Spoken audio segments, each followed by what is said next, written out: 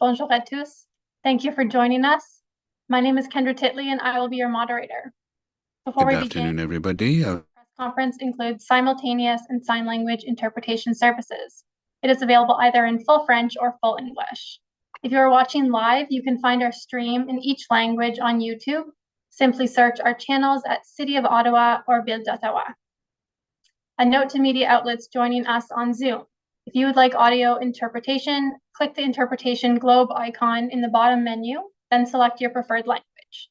You can ask your questions in the language of your choice.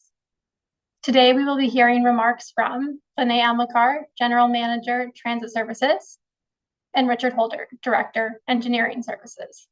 Available to answer questions from the media, we also have Nicolas Truchon, Chief Executive Officer, Rideau Transit Group, and Enrique Martinez, General Manager, Rideau Transit Maintenance. At this time, I would like to invite Renee Amilcar, General Manager of the Transit Services Department, to say a few words. Thank you very much, Kendra. Merci beaucoup. Good afternoon, everyone. Bonjour tout le monde. Je suis contente de vous voir ici cet après-midi.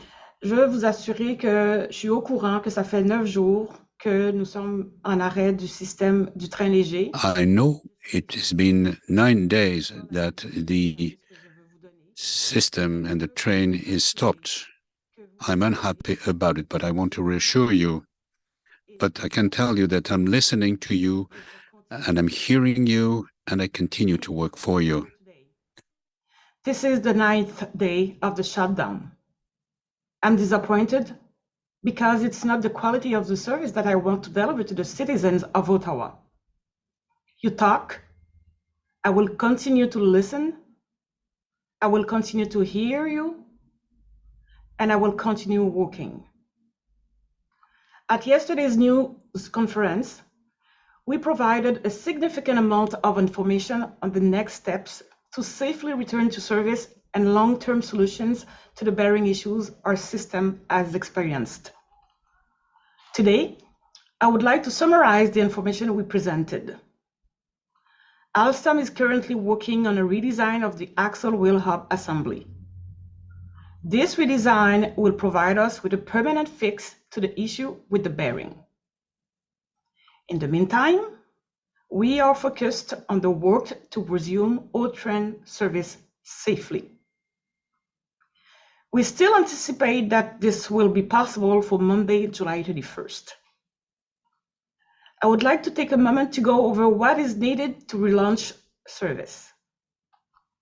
There are 3 required components. First, an inspection of all the axle bearings in our fleet. This is complete. We know that 6 are under further investigation. Second, the result of an analysis of the hub assembly from the manufacturer, Texelis. This is expected on July 28th. Third, a revised safety note from Alstom and RTG. That note is in progress, and I expect to receive another draft tomorrow. I want to recall that the drafting of the safety note is done in cooperation between OC Transpo, Alstom, and RTG. Once these 3 things are in place, real service can gradually resume. Transportation Resources Associated, TRA, also continues to work with all partners. Tomorrow, I will be able to provide more details on the availability of the fleet and our operational plan to gradually resume service. To our customers, I want to say, I know the current service interruption is frustrating and impacts your daily life. Je sais que ce non-livraison du service I know that the non-delivery of the service is impacting your life, and I don't like this. We are working around the clock to be able to resume service, but I will not compromise safety. As soon as we have ensured all safety requirements have been met, we will begin to gradually restore train service. Now I would like to ask Richard Holder, Director of Transit Engineering, to give a little bit of information about the returning rail and explain one of the tests that Alstom is working on today. Merci beaucoup. Thank you very much. Thank you, Renee. Thank you very much. Yesterday, I indicated that there were two phases to the current investigation, an inspection phase and an instrumented bogey test phase. Both these phases are running simultaneously, and today I will give some more detail on the inspection of the restraining rail and the current instrumented bogey testing. Restraining rails are a common design feature for North American railways and are a passive safety device installed to mitigate the risk of derailment in curves.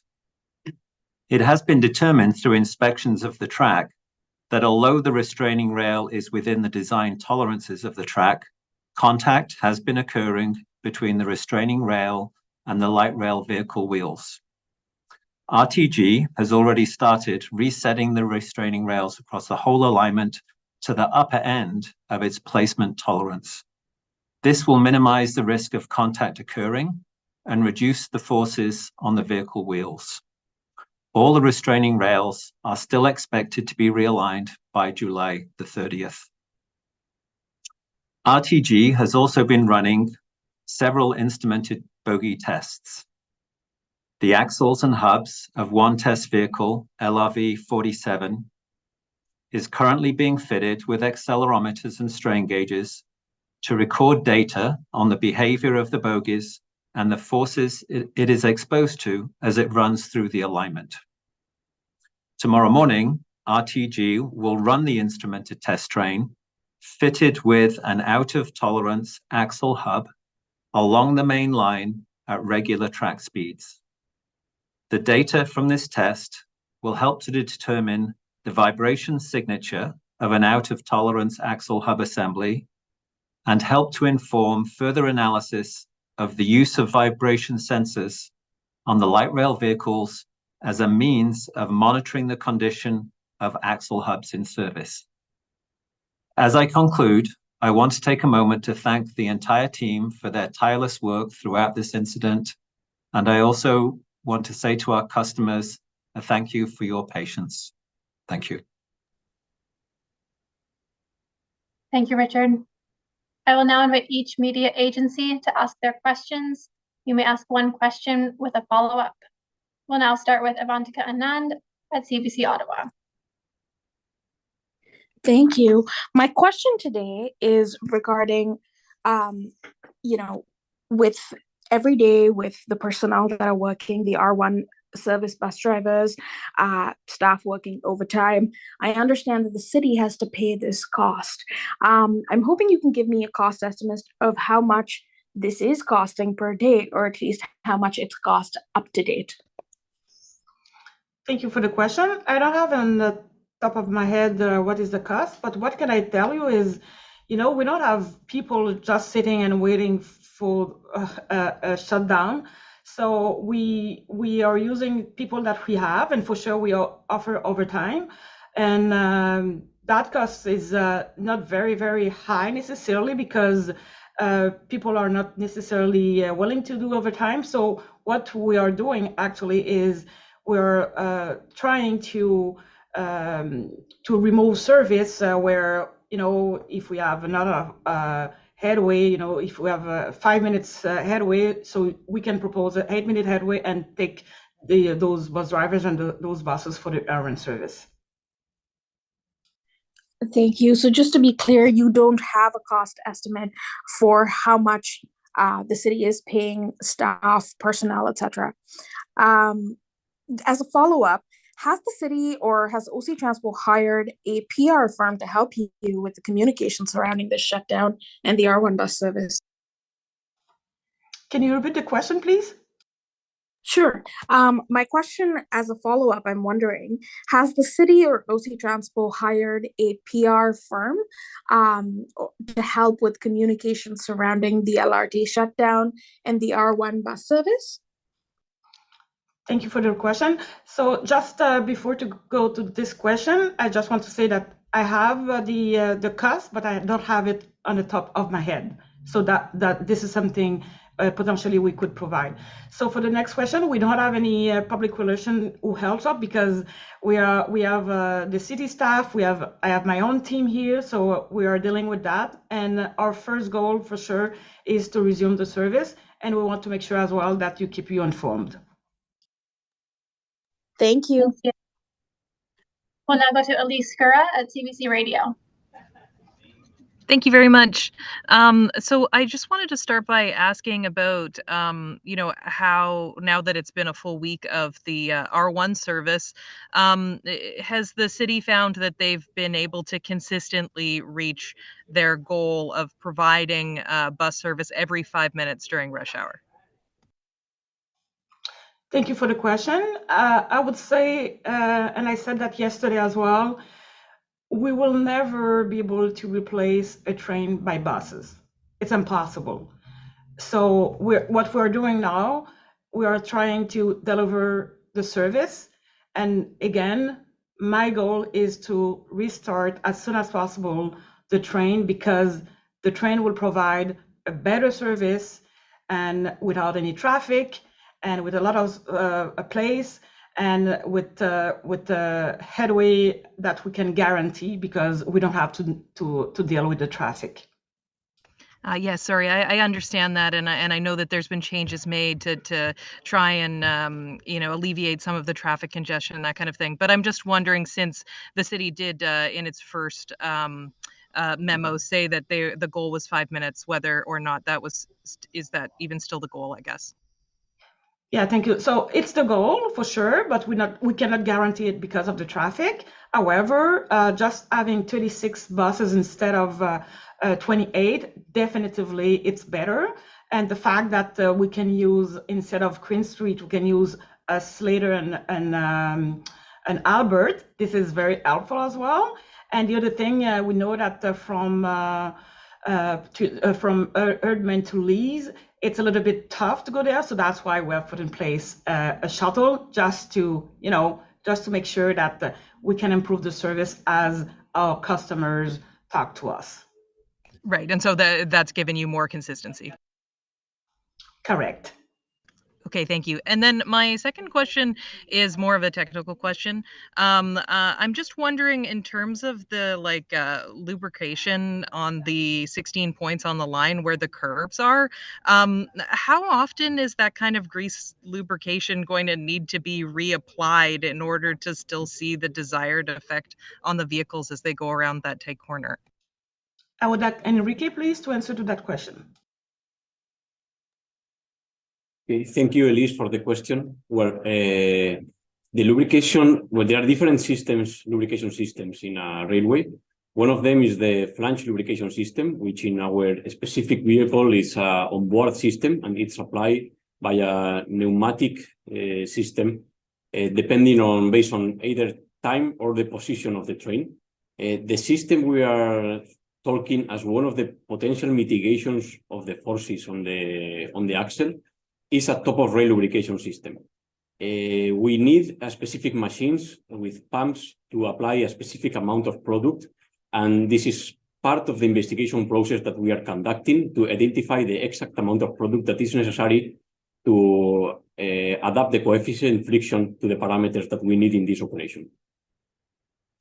Right, and so I just want to understand, because I mean, I'm not an engineer, of course, but my understanding is that when the train comes around, it's going to remove some of that grease each time that a train comes by. Am I understanding that correctly? Yeah, that's it. There is a machine with some hoses that goes up to the edge of the rail, and there is a system that applies the product. So when the train passes, takes part of the product and distributes it in the following 300, 400 meters of the track. And then the system prepares another amount of product for the next train. I see. Okay, so it'll happen every train. Thank you. Thanks, Elise. We'll now go to Ted Raymond at CTV Ottawa. Hi there. My first question, I believe, is for Richard Holder. I'm wondering if you can describe exactly what needs to be redesigned on the wheel hub assemblies. Are they too weak? Are they too small?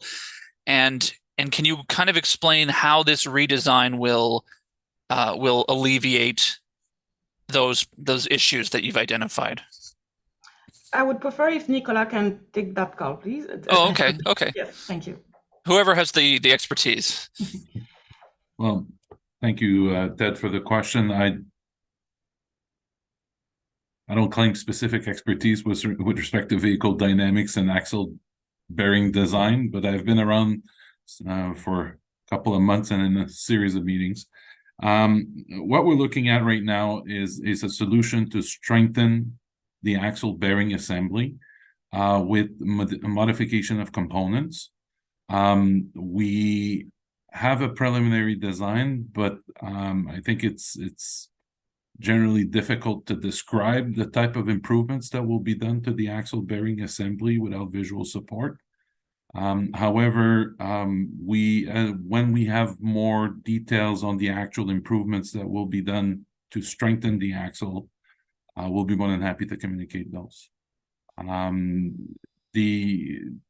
We need to be mindful that for those that have had the opportunity to see a bogie and the amount of space that we have in the bogie, that space is very constrained. We don't have a lot of room, so we need to be efficient with either the choice of materials or the configuration to maximize the value of the strength that the axle is going to be able to support in terms of loads. But that's it. Thank you, Nicolas. Just for your information, I would like to let you know that I'm working now with my team to have either at Transit Commission or at the LRT subcommittee to have a meeting on that. So we will make a deep dive with our experts, and we will be able to contribute as well. But I would like to have Alstom to come and explain what will be the design. I will let you know for sure via our media relation. Okay, great. Obviously, I assume that'll take some time before that happens, but that's good to know. Okay, my second question is for you, Madame Amilcar. I know that you promised some more information on the return to service tomorrow, but I'm wondering if today you could just sort of talk a little bit about what you mean when you say gradual return to service. Are you talking about a full end-to-end service but with fewer trains running at first? Or are you talking more along the lines of a few sections of track might still be closed down? Thank you for the question. So I'm waiting for the next draft, the safety note from Alstom. As soon as I will receive it, and I should receive it tomorrow morning. So that's why I will be more comfortable to talk about what will be the plan. But what I can tell you for now, Blair to Tunis-Pasteur is on our radar. Okay, so Blair to Tunis-Pasteur, but possibly with fewer trains, or? Correct. Okay, perfect. Thank you. Thank you, merci. Nous allons maintenant à Adrien Paquette à la 3. Bonjour, pour continuer un peu sur la question précédente. Yes, to continue with the previous question. Yesterday we heard that there were 6 trains which needed to have looked at more carefully. So does that mean that all other vehicles or cars are ready for service? And how many trains could you then have that will work on the rail or on network? Thank you for that question. I wouldn't want to speculate because we're waiting for Alstom to tell us what capacity we will have available to us. So there might be some other kinds of work or related work. We have quickly, I can tell you that we have approximately 30 trains which are ready for service. However, there still may be something breaking in the meantime. And we are also waiting for other results from the other manufacturer. No, of course, I'm not expecting you to tell me there will be 13 trains available and that there will be exactly 13 trains available, but I was asking for a general rule of thumb figure of trains that might be available. Yeah, tomorrow you will get that information based on what Alstom will provide me by way of information. Thank you. Joanne Logis at the Ottawa Citizen.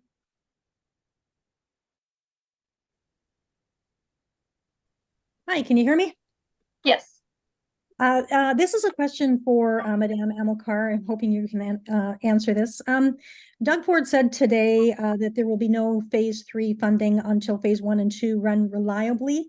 Do you have any understanding of what he means by that? Because he was not more specific. And what that would mean for the postponement of the entire rollout of the project as we see it? Thank you very much for the question. So I cannot speculate for him. However, what I can tell you, it's actually the city and also Transpo, we are working on the stage 1 and stage 2, and we will make sure that everything is okay before thinking to go to a stage 3. Okay, and a follow-up question. Funding for the system was not either in the federal or the provincial government budgets this year. Is there going to be a funding problem? Because my understanding was that the city had counted on getting some of that money for its budget. Are you talking about budget city-wise or? Yes, yeah, funding for the transit system, yeah. Yeah, I don't know if it's the time to talk about it, but like what I can say is we are working on it, and we will deliver the info when we will make sure that we have everything. So today my objective is to answer to the bearing issues problem. Okay, thank you. Thank you. Nous allons à Laurie Trudel à Radio-Canada. Oui, bonjour. Laurie Trudel, Radio-Canada. Yes, my first question is for Ms. Amilcar. Can you please repeat in French if you are still able to meet your deadline of July 31st? And what inspections and what reviews are left before you can resume service? Thank you for the question. I had 3 goals. First of all, finish the inspection of all vehicles. This has been carried out. And then we are to receive from Exilis what happened with the RV32 that we stopped and withdrew. And thirdly, that Alstom provide us with a security note saying that based on the info that they have available, what the criteria are in order to resume delivery of the service. So tomorrow I should be receiving a note, which will be an almost final note, and that I'll be able, I hope, to share with you, indicating the level of service delivery that will be possible. Do you think that July 31st is still your set deadline? Absolutely. This is our set deadline. Maybe one of your colleagues might answer to this in the question, which is a little more technical. I was listening to the explanations regarding the grease, which is added in the bends. So could somebody try and explain this to me in French? Yeah, I can do it. So when there is a curve, when there's a bend, and on the route, there is additional friction. So these are specific areas where additional grease should be provided on the rail in order to allow the train to continue. And then the next train that will come in that curve will have additional grease, which will be distributed and spread along the route. So, yeah, this seems to be a very detailed answer. And also going back to our colleague Enrique answer, So there will be an additional system to the one which was just described in the curve. So there will be an additional system that will be meting out grease from the outside of the rail, and with a predetermined quantity, so that it will be able to cover the whole of the curve without having too much grease, which would be dispensed to the rail. But this is a very, very common technology which will be added to the one already existing, and we'll have to implement that. So will that be the permanent solution to the problem? No, that's a temporary solution. The permanent solution is to redefine the manner in which the axle is designed, and so this additional system will enable the system to function smoothly on the train route. So our final aim is to have permanent systems. However, in the meantime, we have other systems which are able to improve the greasing or other elements of the functioning of the system, especially for the retaining rail. And also, as what has been explained, for the stop of the rail. Hi there. I had a question Bonjour. about the instrumented bogey tests, just with the out of tolerance bearings. I was wondering, sort of first off, like how out of tolerance are these? So is it like a sort of slightly out of tolerance one where you're looking to catch things early, or are you running a couple different out of tolerance bearings, and at the same time, are you running the train under different loads? Enrique?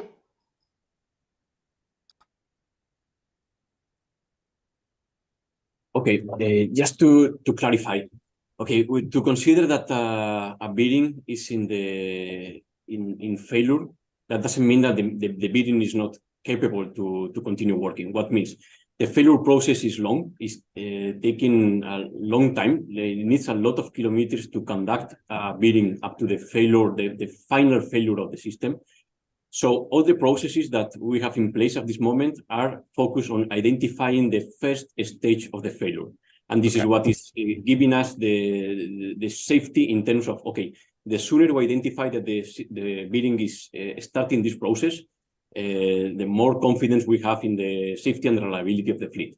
So what we are doing with these tests is just choosing a bearing that is in this very early stage and doing tests, trying to identify with another, let's say, instruments or mechanisms, detect the behavior of the bearing during this process, during this failure. That gives us basically two pieces of information. How the bearing behaves when it starts the failure process, and the second one, how we can identify this with some kind of instruments to monitor on real time or in a potential implementation to monitor the behavior of the bearings. So this is basically the focus of this test. Okay. And I guess my follow-up question is there any risk at all to the system when you're running something like this? It doesn't sound like there is, like it's fairly early in the process, but just to clarify. No, absolutely. There is zero risk. We are extremely conservative during these tests. The risk is absolutely close to zero. Anyway, we have measures in place to ensure that there is no possibility of having any kind of incident, which means we have an engineer on board of the train that is permanently monitoring the behavior of the bearing. In case any of the parameters are out of the normal that we are observing during this test, we stop the train and we go back to the MSF. So the test is absolutely conservative and totally safe for the infrastructure and the rolling stock. Okay, thank you very much. Thank you. Nous allons aller la mouche à Théâtre. Oui, bonjour. Ma question, c'est pour Madame Amilcar. Good afternoon for Madame Amilcar. Going back to this morning's press conference with Premier Ford, Prima Ford seemed to mean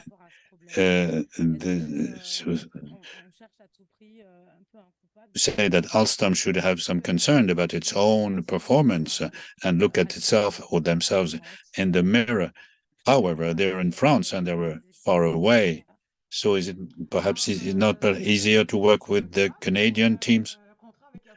Listen, we are not looking for a guilty party or a culprit.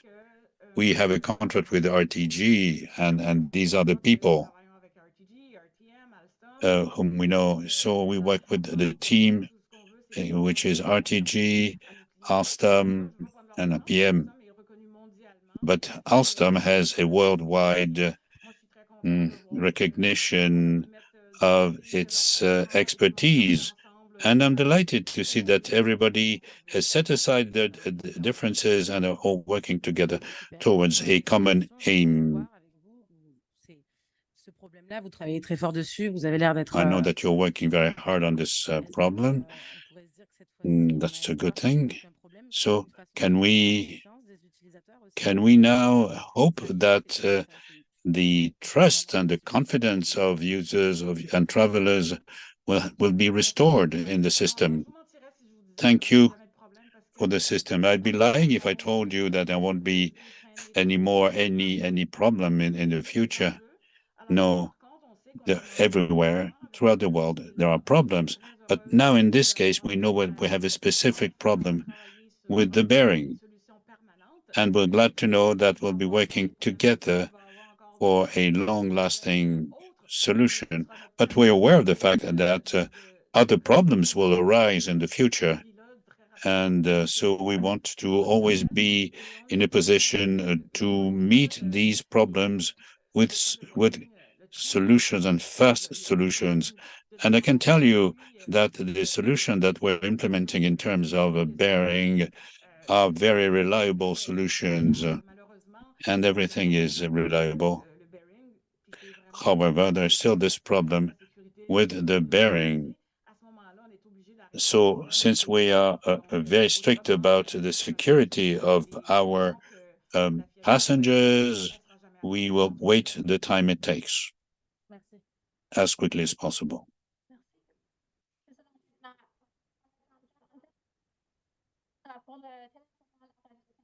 Inaudible. We cannot hear you. Inaudible. Bonjour, peux-tu m'entendre maintenant? Oui. Okay, Can you hear me now? Yes. Alexandra Anjab, Téléjournal. Yes, good afternoon, everybody. Can you hear me? Yes. I'd like to have questions in French, please. So how do you translate bearing, roulement? C'est le roulement ou c'est l'essieu ou... Attendez, donnez-moi 2 petites secondes. J'ai Google Translate pas loin. Merci pour... J'ai honte. Non, ça va. C'est juste que moi-même, je suis pas mécanicienne. Là, No. I'm not a mechanic myself. So I'd like to know how to... Okay, I'll get back to you. Yes, of course, take your time. Mr. Cochon, I understand that we should be improving the lubrication and also how to redesign the rails. Do we have to redesign the rails, or is it lubrication which has perhaps be more adequate? Thank you for the question.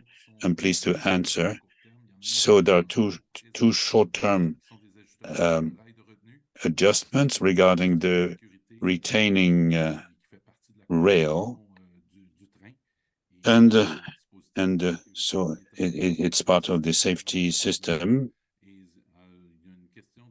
and also we have to change the position of the retaining rail, which has to be replaced or still within the maintenance space, and we have to move it in order to enable the cars to travel without having any contact in the curves with the retaining rail. Secondly, regarding the lubrication system of the rail. So there is a lot of work to do in this respect, but we are working on it and hoping to solve that. So regarding the replacement of the rail, that is not a solution that we are contemplating.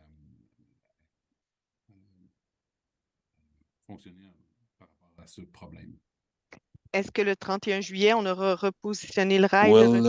Will you have put back into place the retaining rail by July 31st? Yes, by the end of the week, and lubrication will take place during the next few weeks, or perhaps the fall, or even the winter. Thank you. Let me add that lubrication isn't part of the gradual return to normal delivery of service. It is something that we are adding, but it's not part of the initial framework plan. Thank you. So, pièce de roulement is the bearing. Hey, good afternoon. Yesterday it was announced that a new axle would be developed to replace the current units. So could you elaborate a bit more on the general timeline and workflow of the axle replacement? As the timeline or how it was put yesterday is a little confusing with 12 to 18 months and also 2 to 3 years. So if you could just clarify a bit more on what the expectation is on that. Yeah, before to go to Nicolas Truchon, I would like to say that in a few weeks, we will have a deep dive on the design. So we will be able to provide you an ETA, etc. So maybe Nicolas, I don't know if you want to comment, but now it's just a little bit too early to, it's purely speculation because Alstom is the designer and it's Alstom who will tell us what we have to do.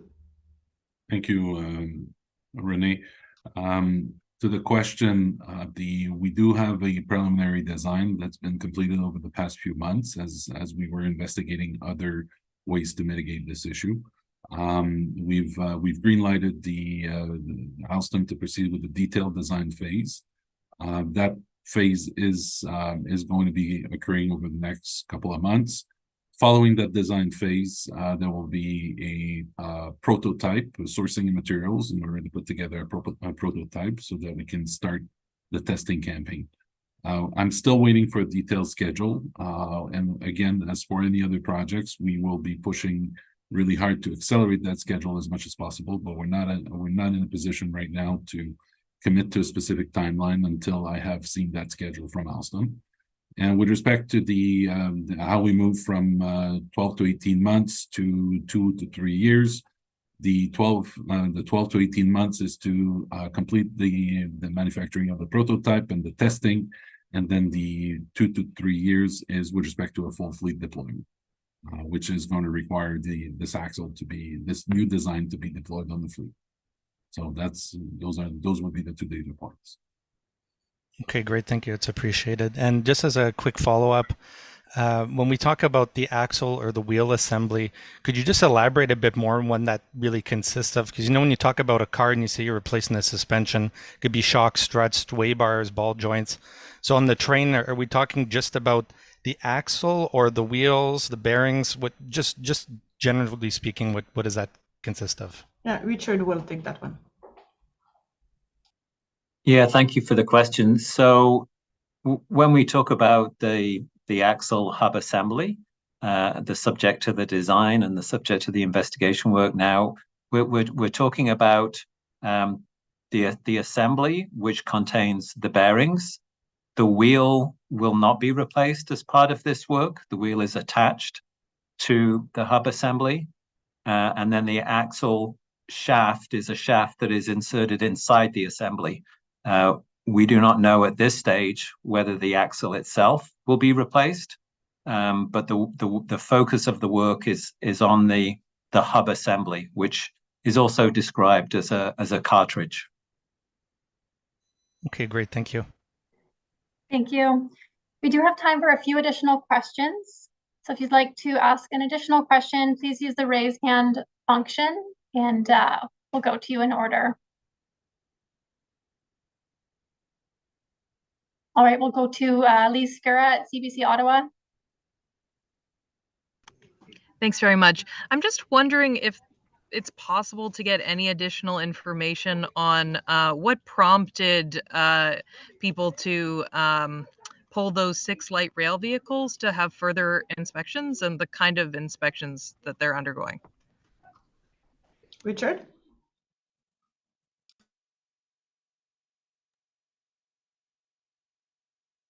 So we've talked a couple of times about, one of the requirements for moving back into service was related to an inspection of all the hubs of the whole fleet. So as part of that investigation that's been happening over the last few days, there were 6 LRVs that were inspected where a hub was determined to be slightly over the tolerance level for a test that we call the pry bar test. So we have a threshold for measuring the amount of play within the hub, and these 6 vehicles had in 5 of the cases, each vehicle had 1 hub, and in 1 of the cases, a vehicle had 2 hubs, so 7 hubs in total, where the tolerance was exceeded by 1/1000th of an inch, so by a very small amount. So that was the nature of the further investigation, just to check that how far above the minimum tolerance each of those hubs was currently at in its current state. Thanks. And sorry, go ahead. Yeah, please. I would just like to bring a precision there. The threshold is very, very conservative. It's normal to have those kind of measurements. However, because now we are on a huge investigation, so that's why we want to make sure that they are okay. And it's really an abundance of caution here, because this is normal on a business normal day. But because what happened with LRV-22, we don't want to take any risk. Yeah, I understand that. This is purely so that I can explain it better. So when you are saying play, is that the same as saying like looseness? Or I just want to understand in layman's terms. Yeah, and I will take this one because it's important. It's normal to have a play because, if you want to put the bearing in the axle, if you don't have a play, you cannot. Otherwise, you will need to press fit when you call. Okay, so because of that, you always have a play. It's normal, but when that play becomes over a certain conservative threshold, that means you have to verify it. It's like if you have fever. If you have 38.6, it's okay, but if you have 39, 40, you have a problem, right? So we don't want to take any chance with those six vehicles. However, it's normal, but because we are conducting this huge investigation, it's time to have a deep dive on everything, and we don't want to take any risk. Thank you. We'll go to Ted Raymond at CTV. Okay, hi. I wanted to follow up on the lubrication system, just based on what I heard previously, also in French. So I believe, Nicolas, this would be for you. Am I understanding correctly that the trains already have on them kind of a system that applies something to the rails, and then you're looking to get a second system that applies that grease to the rail itself ahead of the train? Am I right in that understanding? That is correct. Okay. Could you just describe how common this might be? I think you heard you say you wanted to adapt it to the Ottawa context, but how common is this kind of lubrication system for rail systems, if you know? I would like Enrique was this expertise. Enrique, oh, sure, yeah. Okay, the systems designed to lubricate the flange of the wheel are very common in the sector, actually are on standard almost all the trains, regardless of what kind of train, locomotives, passenger trains, have this system. Basically, the purpose of the flange lubrication is to ensure guidance, control the wear of the rail and the wheel. So this is a very standard system. The one that is proposed for as part of the mitigation of this situation is a top of rail lubrication, which is basically a product that is used to modify the friction coefficient in the contact between the wheel and the rail. These systems are relatively common basically for two purposes. The first one is for noise mitigation. It's quite used in some environments where the noise due to the friction between the wheel and the rail creates some environmental issues. And this is quite common to see other networks that use this system for that purpose. And in our specific situation, we are using this system to control and reduce the forces, the contact forces between the wheel and the rail. So this is basically the purpose of the system. And it's relatively common. I mean, the flange lubrication is extended in almost all railways. The top of rail is not so extended, but also very used for these two purposes. Okay. Okay. And just really quickly, this is, I understand, is not part of the return to service plan. Is this going to be a temporary measure until the axle redesign is complete? That is correct. Okay, thank you so much. Pour la dernière question, nous allons à Julien Paquette à la droite. Bonjour. Julien Paquette for the last question, le droit. I realize that I may have misunderstood the temporary provisions that had been planned. So regarding the retaining rail, how do they operate? What is the system? How do they function?